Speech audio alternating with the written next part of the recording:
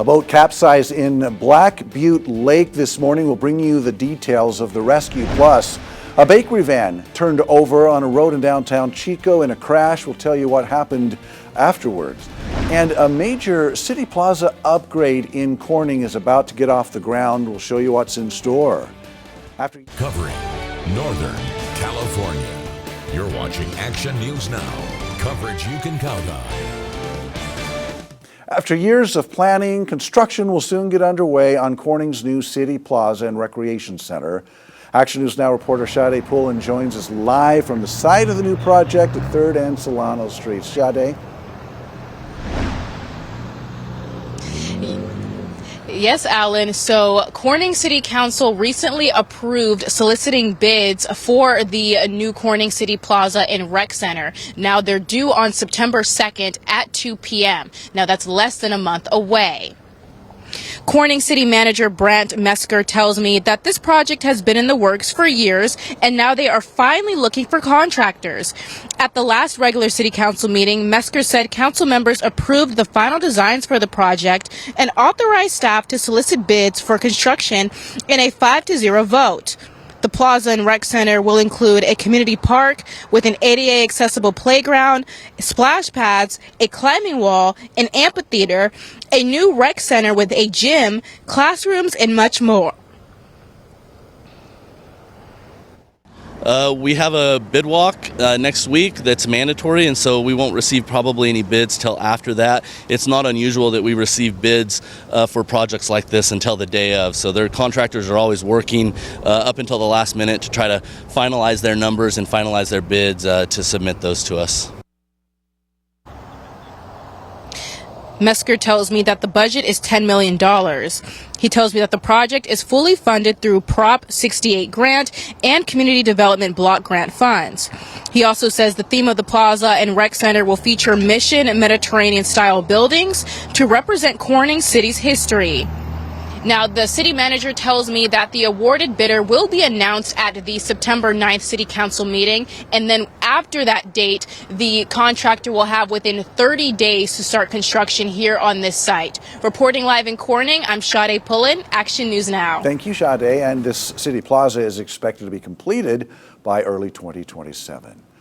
And now a live look from the Alert California Antelope Mountain camera. This is all the way up in Wairika.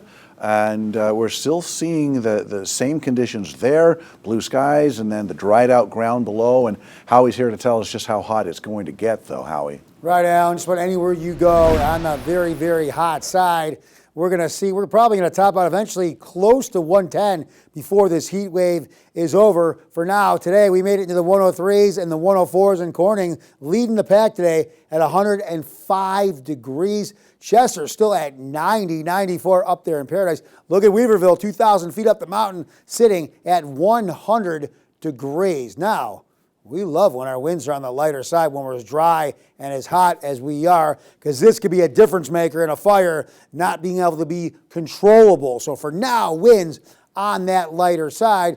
But look at these moisture levels. Look at Redding, down to 5% relative humidity, indication of the moisture in the air. Remember, 15% or lower, dangerously low. So that's where we are at the moment. And then we're looking at heat advisories and extreme heat watches over there in Trinity County and up to the north by Sunday. Here's our fire danger for tomorrow. I don't like the moisture levels.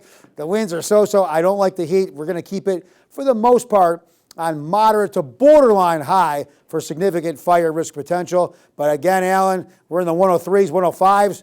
We're going to be even hotter. We'll talk about that in a few minutes. All right, thanks, Howie. An elderly fisherman was found hanging onto a tree limb when rescue crews found him next to his capsized boat on Black Butte Lake. The Glenn County Sheriff's Office began its search about 10 this morning. Action News Now was on the scene when the rescue was completed about an hour after that. This is the rescue team returning to land with the fisherman as he was checked by medical personnel there at the lake. Now, Sergeant Grant Lemon said that the man was found on the Glenn County side of Black Butte Lake near some shrubs. His 12-foot boat had taken on some water, and combined with the wind, well, then the boat capsized. We did speak with the gentleman who did not want to be identified, but said that the situation, he never felt that his life was in jeopardy. New developments, a Reading man has pleaded not guilty to multiple charges related to a shooting in Reading during his arraignment, he pleaded today. Now, the charges stem from a shooting incident at the Twinview Mobile Home Park back on April 6.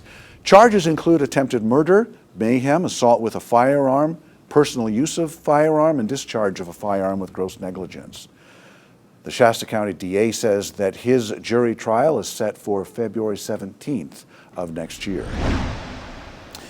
New at 6, every year we all have our birthdays, and while some of us choose to celebrate, others may not. And not all of us are lucky enough to see the ripe old age of 104. But as Action News Now reporter Blake Mayfield shows us, Rita Smith accomplished that today.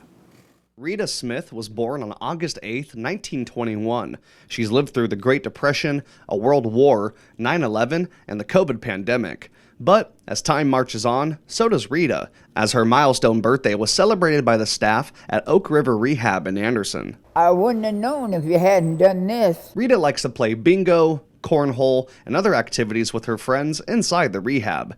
And while she says she doesn't give the future much thought, Oak River staff say they believe Rita has another couple years in her. If you only have a few words to say them and be friends. To help mark the special occasion, we gave Rita some birthday gifts. So we got some Action News Now socks for you. Oh my goodness Make sure they'll be sakes. nice and warm for you. So yeah. Oh, you you are can so hold it. nice. Oak River also hosted a car parade along with a show pony to help make the day memorable for Rita. People are always nice if we all stick together and give each other a chance. Reporting in Anderson, I'm Blake Mayfield, Action News Now. At 104 years old, Rita is one of only a few people that have passed the century mark that reside in Shasta County. New developments, we have learned that the new move-in date for Mission Espironza should be early next week. Orrville Mayor David Pittman told Action News Now that the new homeless shelter will get its occupancy permit on Tuesday. He said he's looking forward to this huge asset in the community. The $2.7 million state-funded shelter located at the Orrville Rescue Mission on Lincoln Boulevard will add 105 beds for the local homeless community. New tonight, Gridley police are investigating a suspicious death after finding a body in an abandoned warehouse at the south end of Virginia Street near Cedar Street. They say they responded to the location yesterday afternoon and that the man had been dead for several days. Officials say they don't know who the man is, but it's believed that he's Hispanic, between 30 and 40 years old. If you have any information, contact the Gridley Police Department. Well, people flocked to the Chico State University farm today for the annual You Pick Peaches event. Action News Now's newest reporter, Bea Barbosa, shows us how community members turned out to support Chico State agriculture students. Picking peaches. Picking peaches. I've already had two. Drawing hundreds of first-time and veteran peach pickers, this annual tradition is a summer highlight for locals and visitors alike. So many. There was a line of cars outside the gate today waiting to get in. So the highly anticipated You Pick Peaches event is an opportunity for the community to pick and purchase peaches straight from the source for only $3 per pound. It's got that smell around, just that like late harvest ripe fruit smell. Very nostalgic. Jams, cobblers, salsas, even ice cream, or simply on its own. Visitors were eager to get their hands on these local Fay, Alberta peaches. I saw someone walk out with about 240 pounds of peaches. Wow. So yeah, a lot of people are stocking up. Visitors explored the 3 acres of peach orchards, looking for the ones that were just right. A perfect peach is my favorite fruit in the summer. Here at the Chico State University farm, the You Pick Peaches event welcomes community members to come on down to these peach orchards and pick some peaches. Now, all proceeds from these peach sales will go towards the university farm and supporting those agriculture students. At the farm, we have about 40 student employees, and they run the farm along with our farm staff. Gives them great hands-on experience. They're all agriculture majors of various types, and it's an incredible learning opportunity, a once-in-a-lifetime opportunity to actually work at an operating farm. But there's more than just peaches for sale. melons, cantaloupe, watermelon, sweet corn, flowers, organic cheese, kind of everything. So Farm staff members say all these products will soon be offered at the University Farm Store, expected to open this fall. In Chico, Bea Barbosa, Action News Now. And welcome, Bea, to Action News Now. Now, if you weren't able to make it there today to the farm, your last chance to pick some peaches will be tomorrow, 8 a.m. till noon. Coming up on Action News Now, we'll bring you a look at the aftermath when a car collided with a bread van.